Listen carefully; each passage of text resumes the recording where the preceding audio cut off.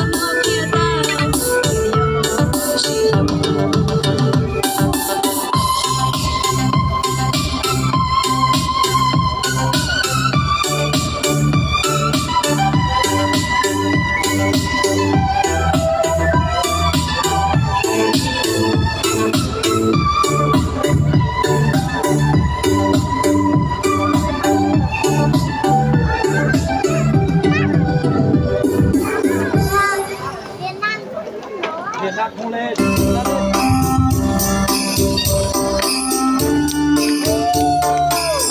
Vâng, sau đây xin mời các vị đại biểu, các vị khách quý cùng toàn thể bà con chúng ta cùng lên để giao lưu cũng như cùng tham gia phần văn nghệ múa sạp cùng với văn nghệ bản thì nhiều B của chúng ta trong buổi tối ngày hôm nay ạ. Vâng, sau phần này vâng, rất là hay đúng không quý vị?